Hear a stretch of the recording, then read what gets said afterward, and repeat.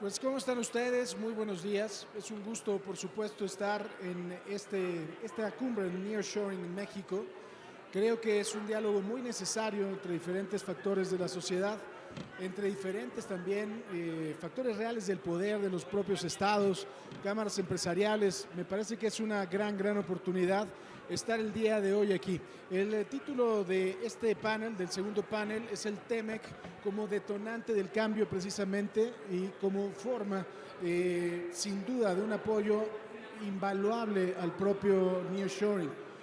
Me parece, salvo lo que piensen mis compañeros que están aquí en este panel, que dentro del TEMEC, una de las grandes cosas de los círculos virtuosos es el darle una estabilidad en materia regulatoria.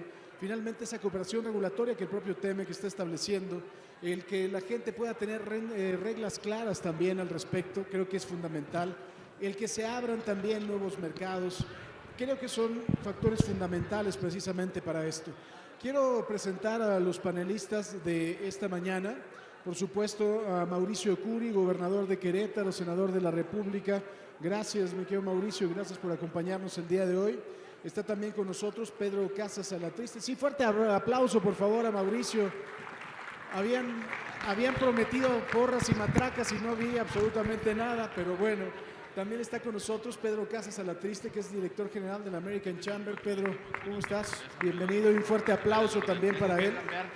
Está con nosotros también Ricardo Aranda, negociador del TEMEC, que por supuesto tiene un conocimiento profundo al respecto. Gracias, Ricardo. Está también nuestro querido Grimmy Clark, que es embajador de Canadá en México. Grimmy, bienvenido, muchísimas gracias también. Y el tocayo Francisco Cervantes, presidente del Consejo Coordinador Empresarial. Tocayo, gracias y fuerte aplauso, por favor.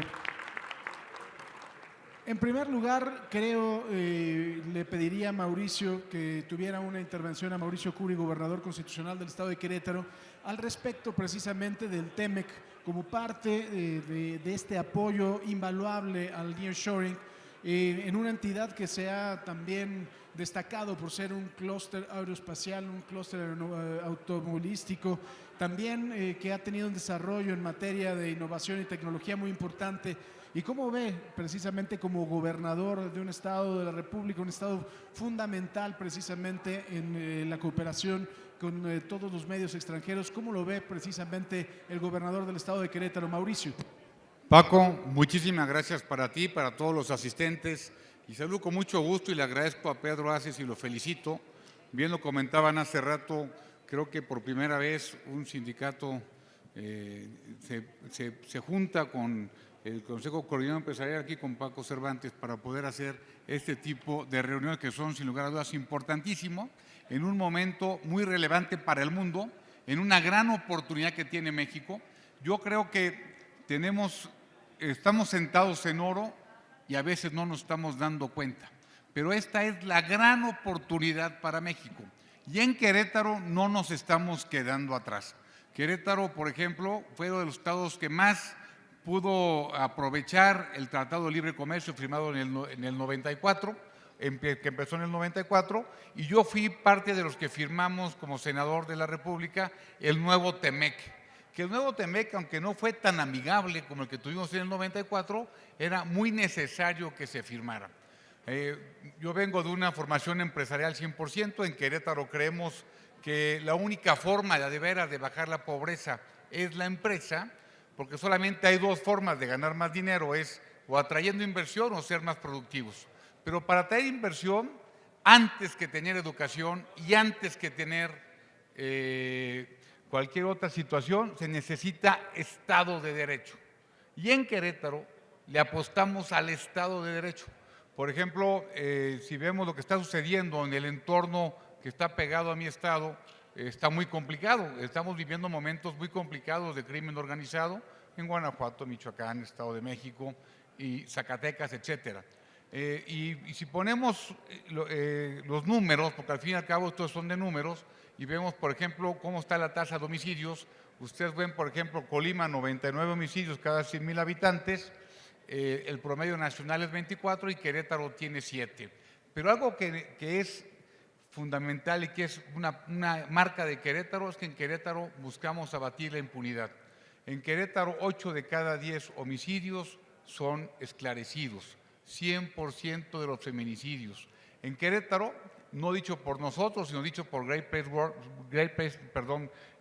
World Jobs Project, nos dice que somos el primer lugar nacional en Estado de Derecho, el primer lugar nacional en ausencia de corrupción.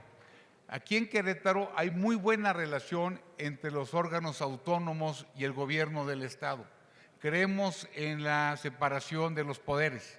Hay muy buena relación con el señor fiscal. El fiscal, por ejemplo, anticorrupción, yo lo he visto en mi vida 5 o 6 veces y cada quien hace su trabajo porque creemos en los equilibrios. Y es parte de lo que nos ha ayudado para poder atraer inversión. Otro gran reto que tiene Querétaro para seguir atrayendo inversión, por supuesto que es la educación, pero en Querétaro tenemos más de 100 universidades en total que nos ayudan muchísimo a sacar el mejor talento que hay en el país, de las cuales 6 son universidades públicas. En estas 6 universidades públicas del Estado, más aparte de la Universidad Autónoma de Querétaro, que han recibido apoyo como nunca durante estos 2 años y cacho que llevo de gobernador, y estamos apoyándole porque en Querétaro no le apostamos a la mano de obra barata, sino a la mano de obra de calidad, y eso lo vamos a hacer en la medida que seamos más productivos. Ahora que ha habido cambios importantes en las leyes, que creo que han sido a favor, por ejemplo, el quitar outsourcings, subir el salario mínimo, que era una vergüenza el salario mínimo que estábamos pagando en México, era inclusive más abajo que el de Haití. Eso ayudó muchísimo a estados como Querétaro, que tienen muchísima formalidad. Querétaro tiene el 62% de formalidad, es el tercer estado con más formalidad, es la Ciudad de México, Nuevo León y después mi estado de Querétaro. Con 2,5 millones de personas, 1.800.000 personas en el sector activo, tenemos un 3% de desempleo, lo cual nos ayuda para poder seguir teniendo y atrayendo empresas y seguir pudiendo formar a las personas y sacarlas adelante con las empresas. Tenemos una universidad aeronáutica, yo soy vendedor, toda mi vida fui vendedor, y cuando voy y traigo inversión a Querétaro, me gusta mucho llevar el mejor producto de todos, que es Querétaro, con la productividad de Querétaro. Y una gran ventaja competitiva que tenemos son la Universidad Aeronáutica. Querétaro se ha conformado como un gran clúster aeronáutico y eso nos permite estar con empleos de primer nivel, con empleos bien pagados y formales. Por supuesto, la parte automotriz, ahorita comentaba Altagracia también del tema electromovilidad. El mercado va hacia la electromovilidad en lo que se refiere a la movilidad de los automóviles y en Querétaro no nos estamos quedando atrás, estamos acompañándolos, atrayendo esta inversión, pero necesitamos dos cosas. La primera es que tengamos agua y la segunda es que tengamos energía. Creo que el gran reto que tiene el país es el tema energético. Y aquí les tengo 2 muy buenas noticias. Con el gobierno federal hay muy buena relación. Quiero decirles que el señor presidente siempre ha sido muy generoso con un servidor y nos acaban de permitir, por medio de la Conagua, poder tener agua para los próximos 25 o 30 años y darle una viabilidad a Querétaro con un sistema de reutilización del agua, donde la Conagua nos está acompañando y ya nos permitió empezar los trámites. Esto se firmó hace 3 semanas, inclusive con testigo de honor el señor presidente. Y el segundo gran reto que tenemos es la energía. En Querétaro tenemos una gran cantidad de demanda de megawatts y queremos que nadie se quede, que ninguna empresa deje de llegar a Querétaro por falta de energía. Ese es mi compromiso. Por eso formamos la Agencia Estatal de Energía, que aunque no le corresponde al Estado como tal, le corresponde a la Comisión Federal de Electricidad, pero queremos ser parte de esa alianza para que mi Estado le vaya mejor. Estamos ya autorizados por la CENACE y aquí también con el apoyo del señor presidente para la producción de la transmisión de 900 megawatts y se va a hacer una infraestructura de cerca de 300 millones de dólares que será entregada a la CFE para que ellos puedan manejarla. Entiendo cuál es la política del gobierno federal y nosotros con eso no nos metemos, pero lo que sí necesitamos es que tengamos energía. Llega una gran cantidad de clústeres en temas de data centers que piden mucha energía y a nosotros nos gusta mucho ese sector porque es un sector tecnológico que nos ayuda muchísimo también con el implemento de nuevos proveedores hacia esta gran empresa. El gobierno del estado ya entregó una carta de crédito para que los empresarios vean que esto va en serio, de 2.500 millones de pesos, y si todo sale bien estaríamos empezando obras este mismo año y terminándolas antes que termine mi sexenio, que termina en el 2027. En Querétaro sabemos y creemos en los empresarios, creemos en que estamos del mismo lado del escritorio, tanto el trabajador, el empresario y el gobierno.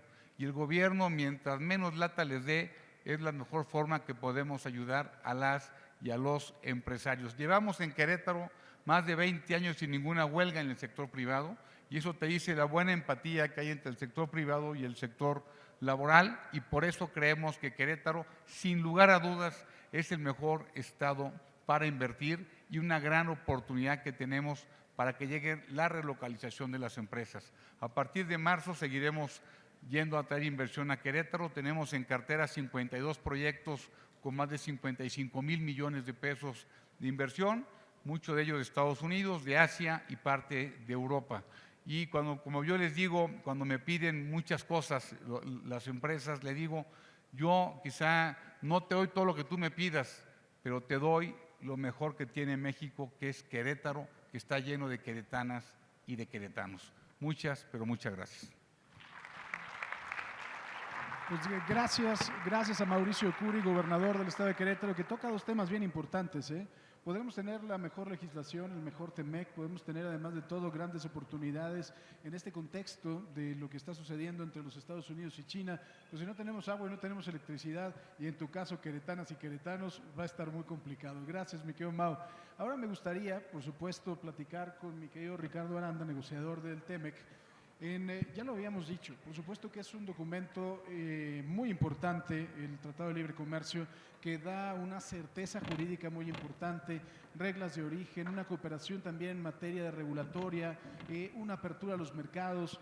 Cuando estamos hablando, por ejemplo, de un producto terminado, como es un automóvil que tiene que pasar, ¿cuántas? 7, 8 veces la frontera de un lado al otro para hacer ya un producto terminado. Esto es una complejidad muy importante. Y yo preguntaría dos cosas. La primera, esa complejidad, ¿qué tan sustentada está en la negociación que se hizo? ¿Qué tan sustentada está también en todas las leyes secundarias que se derivan o que se tuvieron que modificar después del TEMEC? Y en segundo lugar, si esta es nada más una oportunidad que tiene que ver con una pelea comercial entre China y Estados Unidos y es una ventana de oportunidad que se nos va a cerrar. Muy bien, ¿ahí me escuchan? Sí. Muchas gracias por las preguntas, gracias por la invitación, de verdad es un honor compartir en panel con quienes están aquí conmigo. Paco, un gusto estar aquí contigo. Agradezco también a Pedro Aces por la invitación. Es efectivamente muy valioso contar con foros en donde tengamos esta perspectiva no solo nacional, sino internacional, y no solo el presente, sino hacia el futuro. Y eso creo que caracteriza a esta gran cumbre que hoy nos reúne aquí. Para responder a las preguntas, yo quisiera partir de una premisa. El TEMEC es un detonador de cambio, definitivamente es un detonador de cambio, pero es una historia que no comienza en el año 2019 cuando se firma. Es una historia que comienza desde la década de 1990, cuando existe esta apuesta por formar parte de una región integrada que pudiera superar las coyunturas internacionales y pudiera sostener desarrollo productivo para todos en México, Estados Unidos y Canadá. En la negociación del TEMEC estuve yo particularmente involucrado en la mesa laboral y en la mesa ambiental. Y claro, hay componentes laborales en todo, ¿no? O sea, ¿cómo no podía tener un capítulo laboral el TEMEC si todo se hace con trabajo? Bienes, servicios se hacen con trabajo. Entonces es una columna vertebral.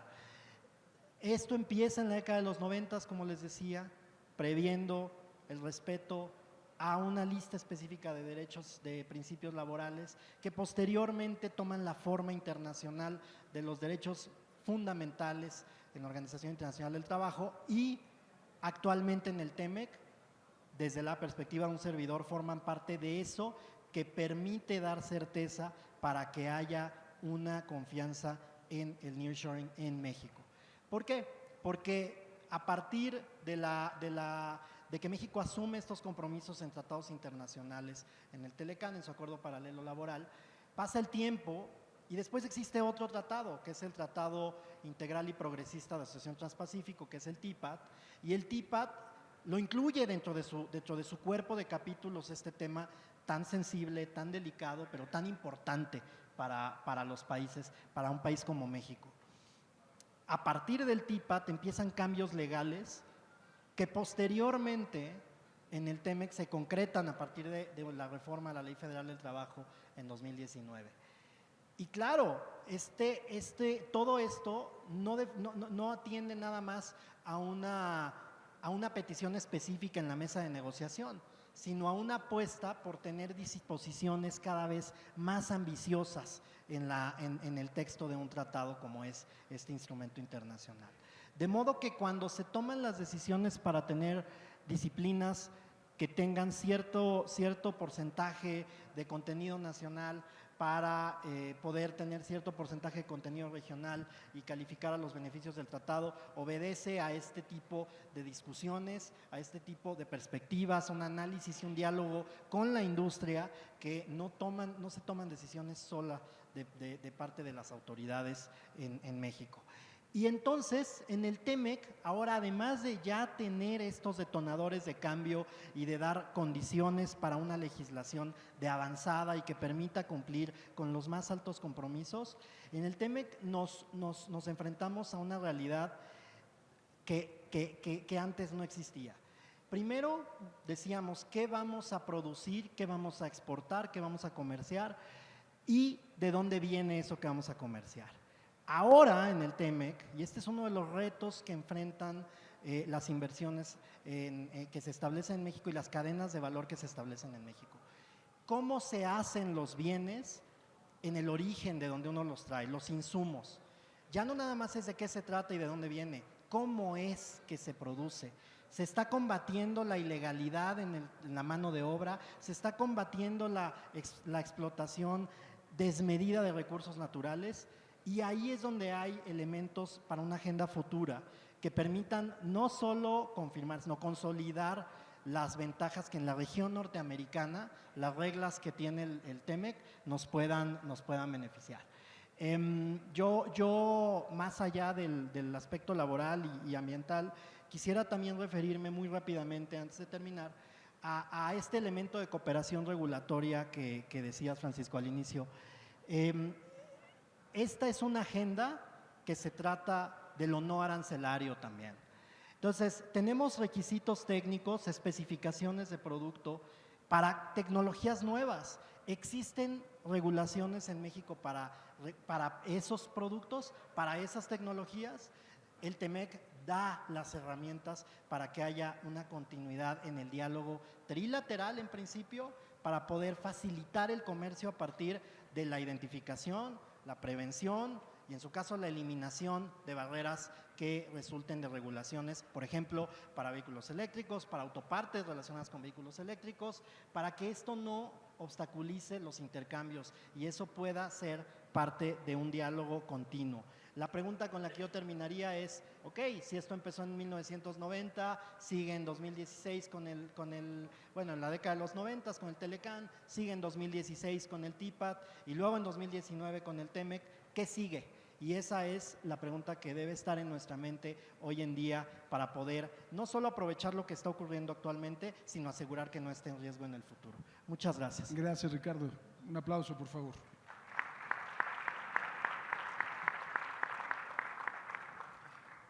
Pues sí, creo que marca, Ricardo, también una tendencia de la agenda que tenemos que tener bien en cuenta para lo que viene, que será súper importante. Ahora, me gustaría platicar con Pedro Casas Alatriste, que es el director de la American Chamber. Yo creo que podemos ver la política en esta zona, en los tres países. Creo que Canadá tiene ahorita un momento mucho más tranquilo que el que vive Estados Unidos y vive México, ¿no? Porque estamos metidos en plenas elecciones.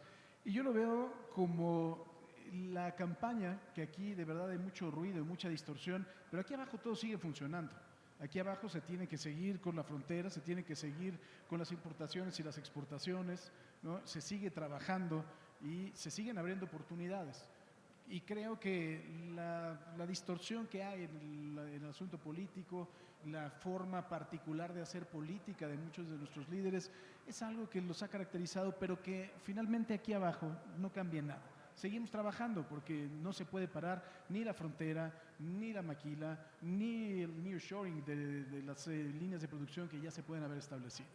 Hay ánimo de los empresarios norteamericanos para seguir en esto, para seguir invirtiendo, para venir, por supuesto, impulsar en el marco del TEMEC este nearshoring.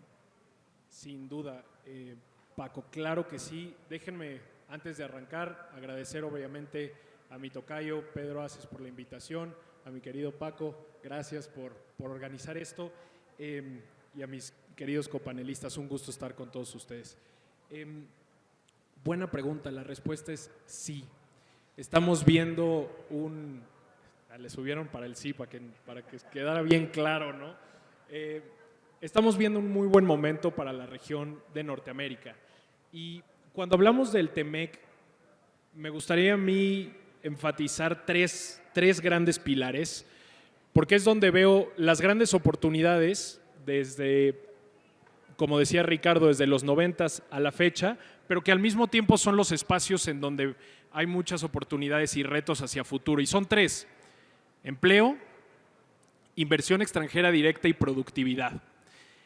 Cuando vemos el empleo, podemos notar que en todos aquellos estados en los que se lograron conectar a las cadenas globales de valor, principalmente en la exportación hacia Estados Unidos, son aquellos en donde las empresas internacionales que invirtieron ahí han generado más empleos, han generado mejores empleos y que dan las mejores prestaciones. En cuestión de productividad, se ve un poco lo mismo.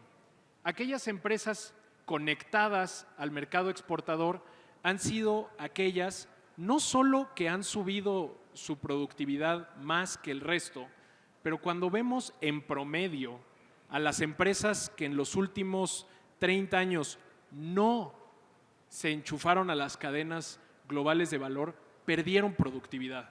Es decir, en el agregado, México, y esto lo plantea Santiago Levy, en los últimos 30 años hemos perdido productividad en el agregado. Sin embargo, aquellas empresas conectadas al TEMEC y al mercado exportador han incrementado. Y entonces ahí es donde les voy dando un esbozo de donde voy a poder hablar en un minutito sobre los retos. Y por último, el tercer pilar es la inversión extranjera directa. Cuando nosotros vemos los flujos de inversión extranjera directa por regiones, podemos notar que la región de Norteamérica venía con un claro crecimiento en las últimas 3 décadas, y cuando el presidente Donald Trump en 2017 hace ese anuncio donde decía el Telecan es el peor acuerdo en la historia, y estoy seguro que Ricardo se acordará muy bien porque yo creo que su trabajo, la intensidad de su trabajo de ese día en adelante por los siguientes 3 años ha de haber sido una tortura. Los flujos de inversión extranjera directa a la región cayeron en picada sistemáticamente por los siguientes 2-3 años. Cuando se firma el TEMEC, vemos un repunte significativo. ¿Por qué? Porque el TEMEC genera la confianza y los mecanismos internacionales para que los flujos de inversión extranjera directa tengan la confianza de venir a la región. Obviamente, cuando vemos los récords de flujos de inversión extranjera directa del año pasado aquí en México, Roberto ya mencionaba que lo más probable es que en 2023 vamos a ver igual roto el récord de los 900 billones de dólares en comercio con Estados Unidos, pues claramente nos habla de una oportunidad inmensa. ¿Y de qué tamaño es la oportunidad? Vean, en verdad, les voy a dejar tarea, vean las cifras de inversión extranjera directa en China el año pasado. El año antepasado y los anteriores, China recibía más o menos en promedio 6 veces más de inversión extranjera directa que México. 6 veces más. al tercer cuarto, del año pasado, China había recibido la mitad de inversión extranjera directa de México. Si ese orden de magnitud en flujos de inversión no les hace decir ¡wow!, entonces no sé qué lo pueda generar. Realmente la magnitud y la oportunidad es inmensa y no la podemos dejar ir. Y por último, no me gustaría dejar de señalar que los flujos de inversión extranjera directa en el país en los últimos 15 años tienen una divergencia impresionante también en las regiones del país. Y con esto paso a los retos. El sur-sureste de México en los últimos 15 años captó poquito más del 5% de la inversión extranjera directa en el país. Sin embargo, los países del norte generaron y atrayeron mucho más del 35%, y si a eso le sumamos el Bajío y Occidente y el centro, pues se lleva ya el 100%. Entonces, ¿dónde están los retos? Y regreso a los 3 pilares. En cuestión de empleos, México, y esto es muy claro, no podemos seguir compitiendo por tener mano de obra barata. México tiene que ser competitivo por tener mano de obra calificada. Y la tenemos, pero tenemos que seguir apostando por crear más y mejores técnicos en las carreras STEM a lo largo de toda la región, de todo el país. En cuestión de productividad, tenemos que incorporar a las micro, pequeñas y medianas empresas a las cadenas globales de valor. ¿Cómo lo vamos a lograr? Con tecnología, programas de aceleración, incorporarlas al sistema de la economía formal. Apenas la semana pasada, las empresas de AmCham anunciamos 1.400 millones de pesos en inversión, nada más en los últimos 6 meses, en los estados del sur-sureste, en poder desarrollar habilidades digitales, en sumar capacidades a las pequeñas y medianas empresas.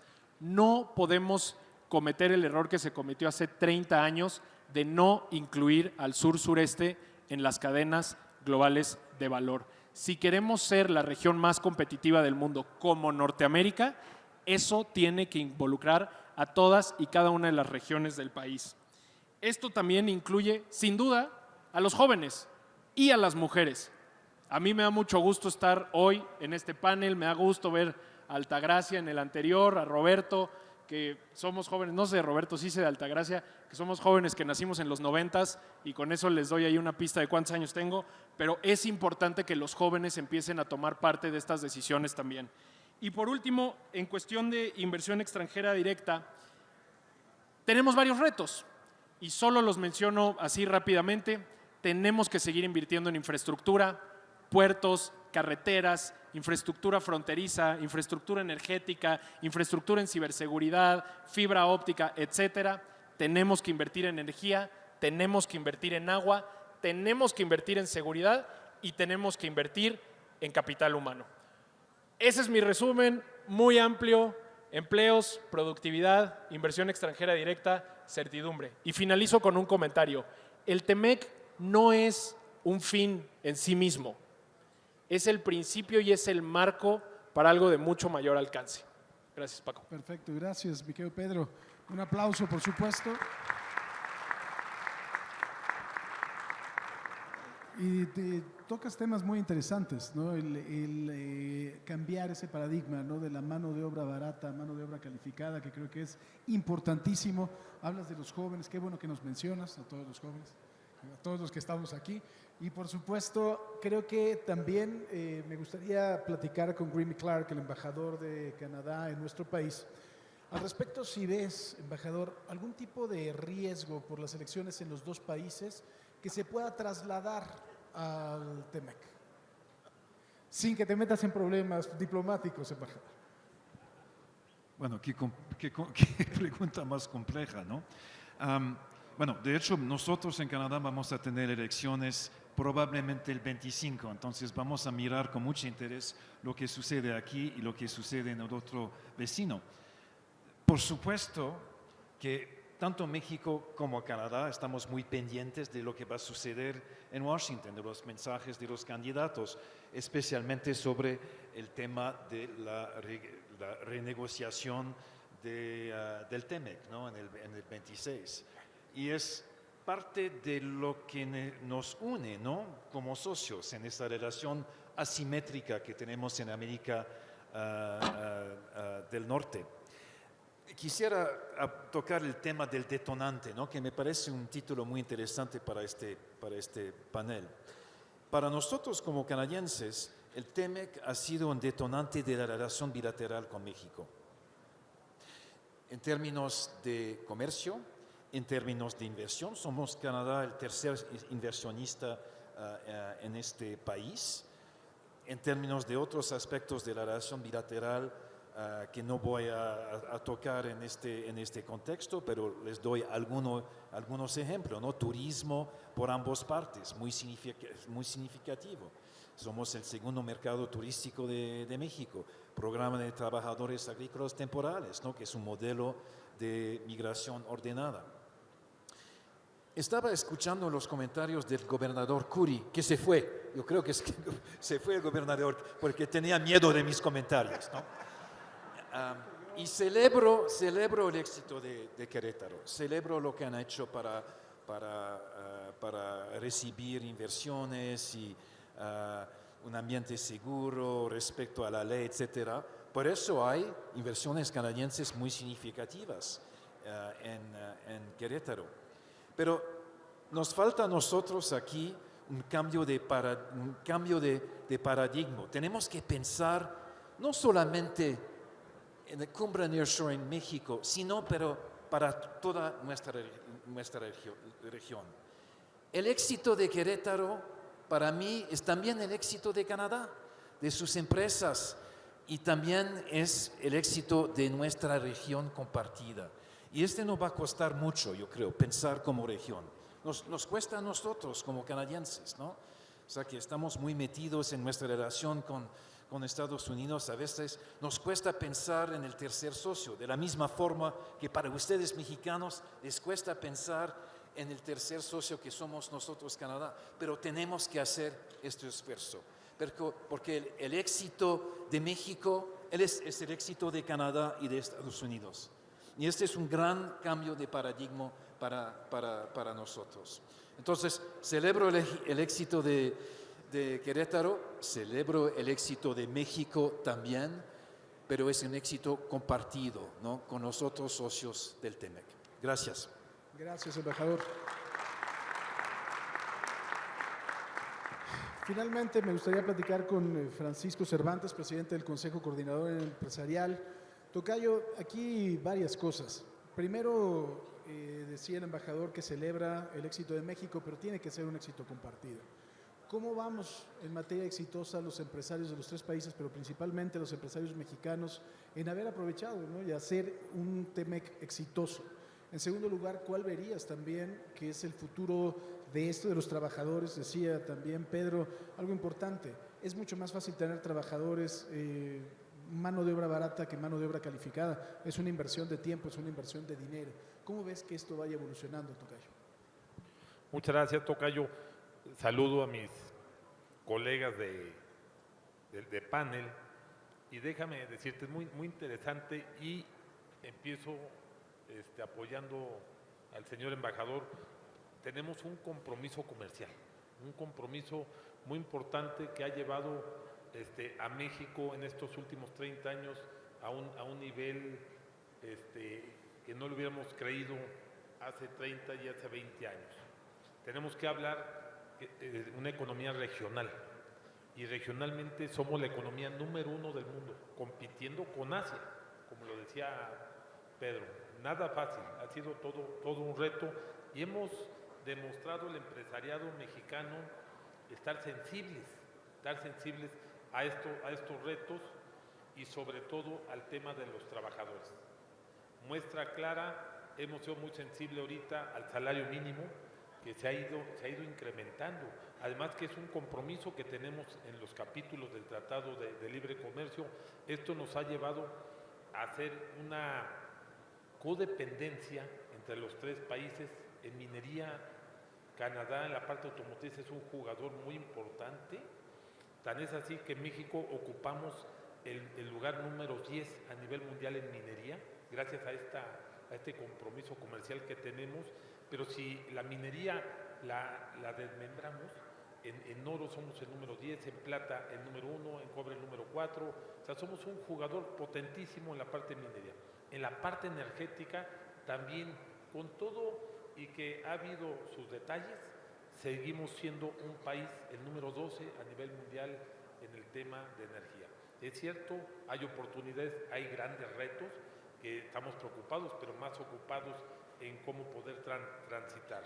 En la parte automotriz, México es el cuarto lugar, sin tener una marca de automóviles propia, somos el cuarto lugar a nivel mundial en exportación de vehículos, en autopartes, el número 4, que también ahí con Canadá tenemos este compromiso, somos un jugador parejo en la parte de autopartes. Lo que decía Pedro, ¿no? En todo el flujo comercial y con la confianza de las grandes empresas americanas aquí en México, y lo que decías, Tocayo, el cruce fronterizo que tenemos, que hasta 8 veces pasan para que la línea de producción no se pare. Fíjense qué importante es este dato que dabas, ¿eh? La línea de producción necesita hasta 8 cruces de frontera para que no se pare.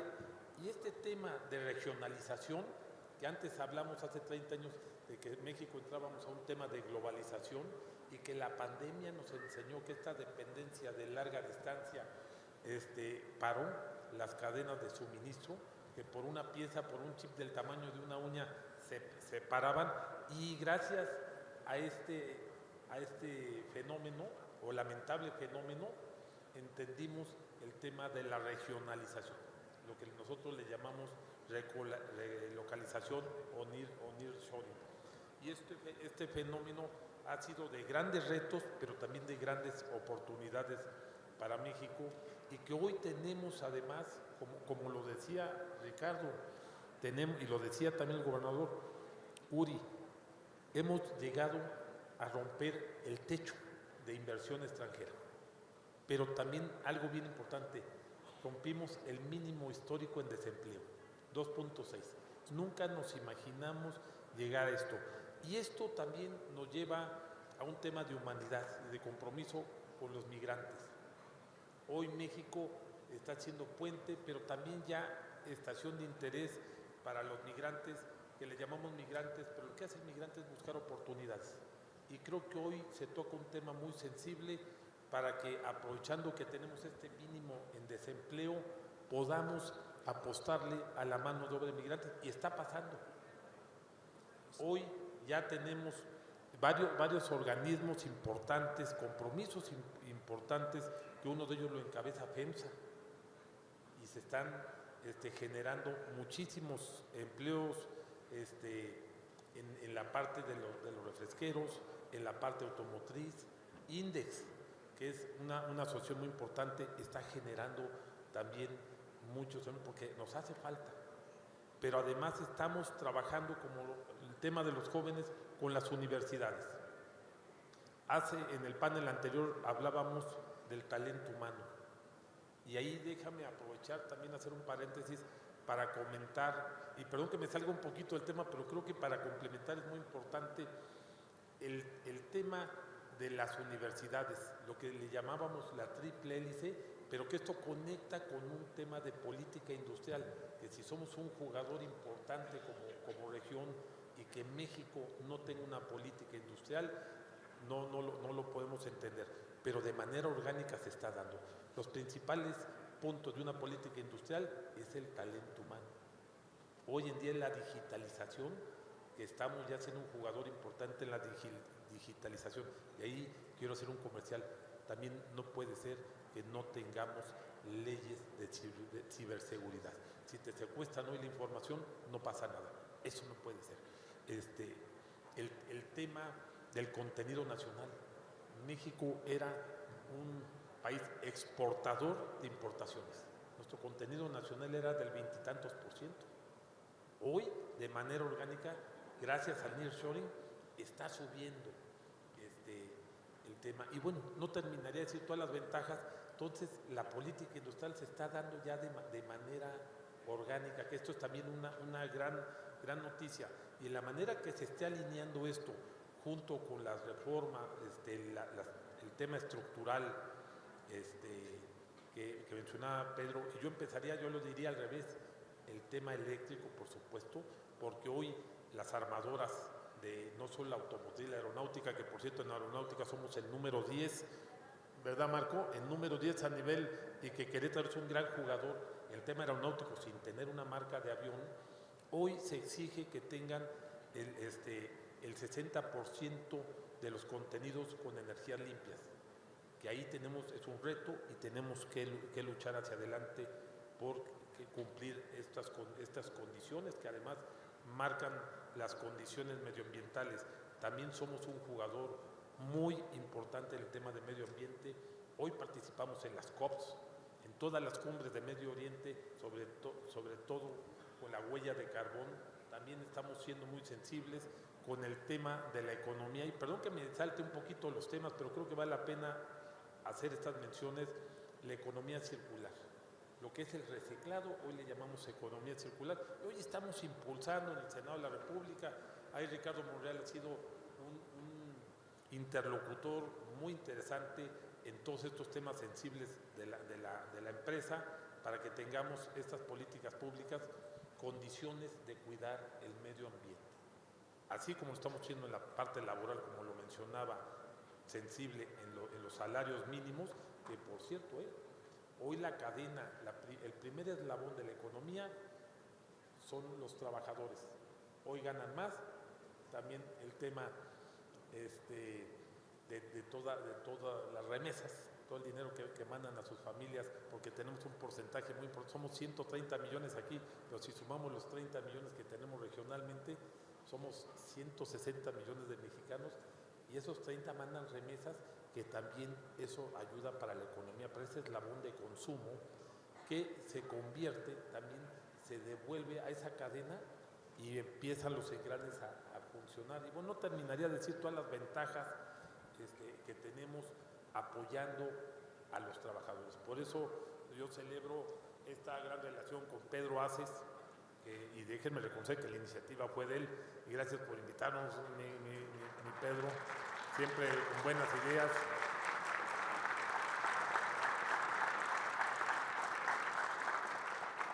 De veras que gracias, Pedro. Y también que está Reyes Soberanes aquí, que es el presidente del Congreso del Trabajo. Ahí está. También está Reyes. Ahí está claramente, y luego con nuestro embajador de Canadá, que para nosotros es muy importante, así como Estados Unidos con Canadá, siempre tenemos una gran relación con las dos cámaras, con los representantes de los gobiernos, que son los embajadores, Ken Salazar, como Kim Clark, y así como con la Cámara de Comercio y la Cámara Canadiense, regionalmente tenemos ese compromiso. También tenemos otros puentes con las cámaras europeas, principalmente, que tenemos estos puentes también de tratados de libre comercio, estos compromisos, y que trabajamos muy dinámicamente. O sea, estamos hoy siendo sensibles a toda esa parte, y que hace 30 años, en el 94, en el cuarto de junio, porque a nosotros nos toca en el cuarto de lado, como se llama, que somos un órgano de consulta, siempre trabajar muy de las manos. Hoy está invitado el de Alfonso Guajardo, estaba, nomás que se le complicó las cosas, pero dijo, está Ricardo, que es un gran representante de que puede platicar de los tratados de libre comercio, y que nos conocemos hace más de 30 años. Tocayo, muchas gracias. Por supuesto, gracias y un aplauso. Y miren, yo quería que tuviéramos un minuto de conclusiones para que Marco del Prete, secretario de Desarrollo Sustentable de Querétaro, pudiera hablar, pero desgraciadamente por cuestión de tiempo tenemos ya que agradecerles, y creo que ha sido una mesa de verdad muy interesante, y también, por supuesto, a la CATEM, a Pedro Aces, por supuesto también al Consejo Coordinador Empresarial, gracias por la invitación, extraordinarios panelistas, y les van a dar un reconocimiento, y les pido por favor un fuerte aplauso para todos los participantes. Muchas gracias a todos los participantes.